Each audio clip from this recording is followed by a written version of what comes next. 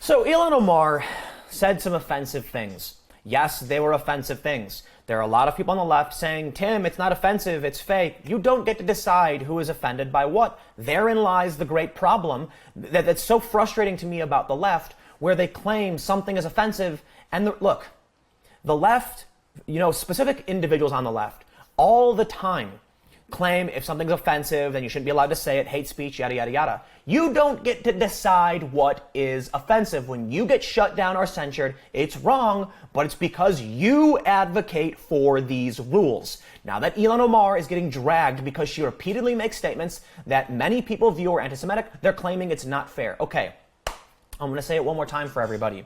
You don't get to decide what is or isn't offensive or how things are interpreted. And I want to stress, Ilhan Omar didn't talk about Israeli policy. She hasn't made numerous comments saying, Israel's allocating X amount of funding towards their Iron Dome defense system that's being paid for by... Okay, sure.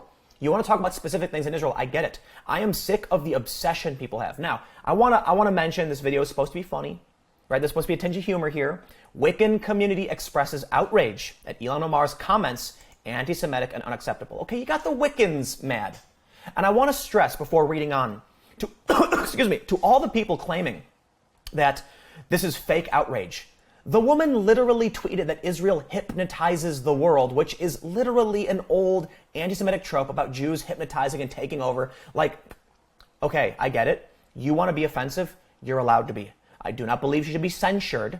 Okay, but what do you expect is going to happen when you keep doing it? And then it's crazy when people think that they can talk about these things over and over again, offend people, and then go, I don't think it's offensive. These are the rules you made, not us. Let's read this story. Why are the Wiccans angry? And Trump responded to it. I got that story pulled up. One of the oldest and largest Wiccan organizations in the U.S. blasted Minnesota Democratic Rep. Ilhan Omar's controversial comments regarding Israel.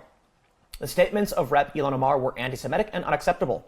Through our members, a collective voice shared their shock at such hurtful anti-Semitic rhetoric, and that this discriminatory, prejudiced language is unacceptable from anyone, especially any public figure, Janine Nelson said in a statement to the Daily Caller News Foundation.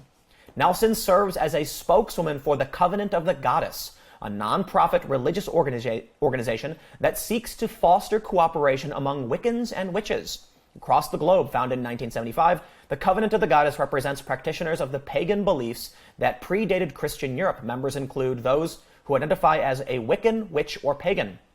Their statement comes after the House of Representatives on Thursday voted 407-23 on a resolution condemning bigotry of all kinds. The resolution was brought forward following a string of comments from Omar that many lawmakers, including members of her own party, considered to be anti-Semitic. Omar, one of the first two Muslim women elected to Congress, has come under fire for making a series of anti-Semitic tropes, such as suggesting support for Israel was based off of financial support from pro-Israel lobbying groups, and later accused supporters of Israel of holding allegiance to a foreign country. Listen, you can criticize... Here's the way I see it. Every time you make a statement like this, in and of themselves, you're kind of just like, why? You're getting, when Ilhan Omar said it's all about the Benjamins, baby, people were like, whoa, what are you trying to say there? Like, are you being anti-Semitic? Here's the thing. Insinuating that people are in it for the money isn't anti-Semitic. Insinuating that people are in it for the money coming from Israel is still not anti-Semitic. However, when you start from Israel's hypnotizing the world and people say, dude, that is like basically Nazi propaganda. There was like comics I saw. Then you add foreign allegiance, dual loyalty, and being all about money. Then people are going to be like, what the is wrong with you? Okay, let me stress a point. First, you're allowed to criticize foreign nations. And again, even each of these things on their own, I'll get it. I'll give you some leeway. But how could you come to me, and I'm getting messages from people like, Tim, you need to understand it's not anti-Semitism, it's about Israel. It's like, I am so annoyed by the people who don't understand there's a conflict in the Middle East and 3 countries getting tons of money, and they talk about the lobby. Sure, fine.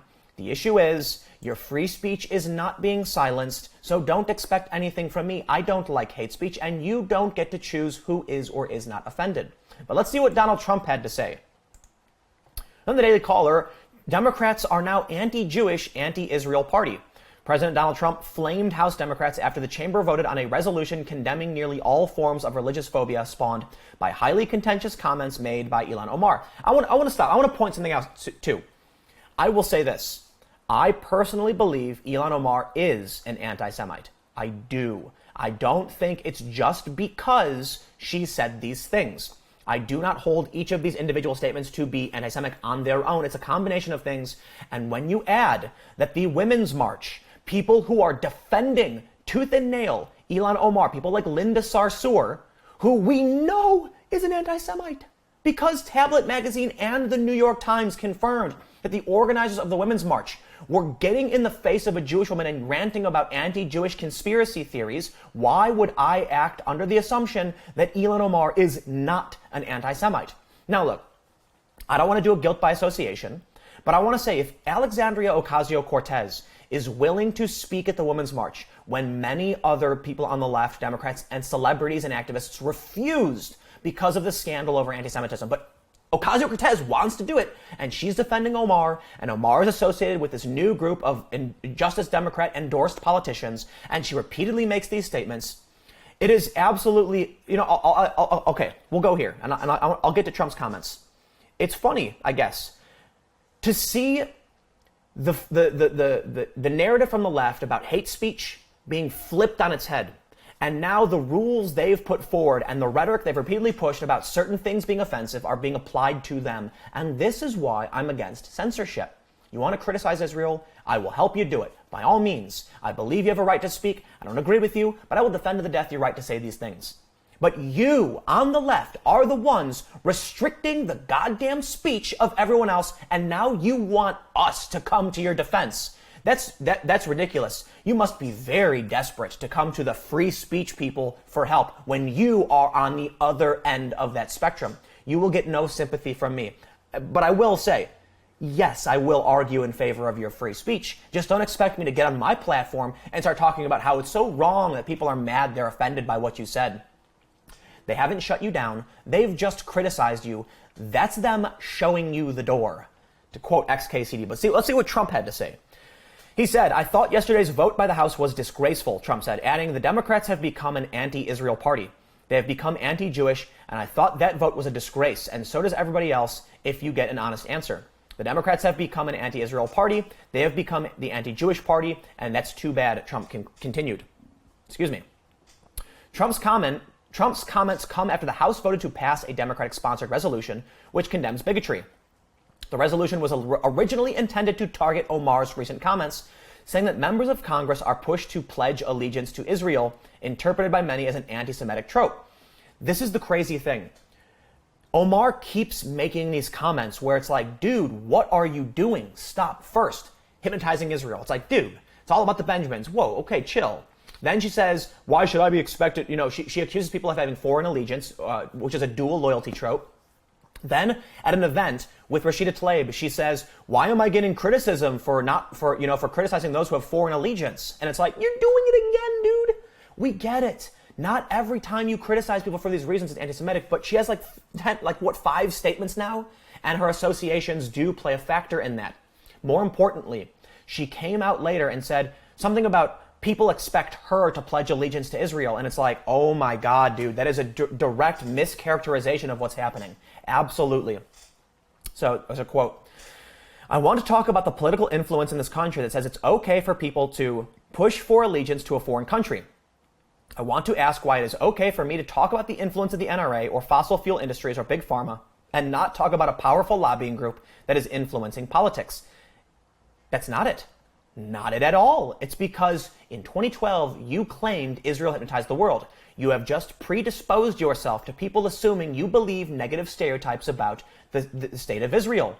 Old World War II propaganda.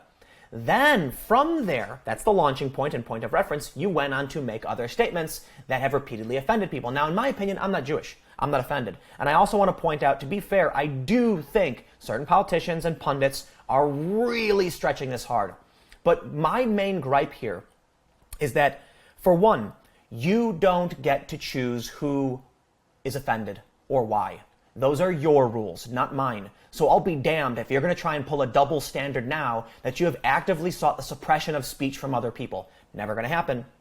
The resolution, however, was watered down by Democratic leaders to condemn bigotry in all its forms and did not name Omar specifically. Nearly 24 Republicans voted against the resolution on the grounds that it was watered down from its original intent to condemn Omar's remarks specifically.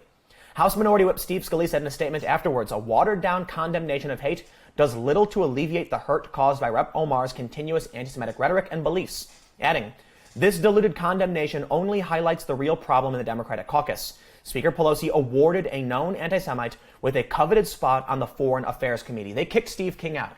I got no sympathy for that guy. Ilhan Omar shouldn't be allowed either. It's not about me. It's not about what I believe. Because honestly, my opinion is much more tepid.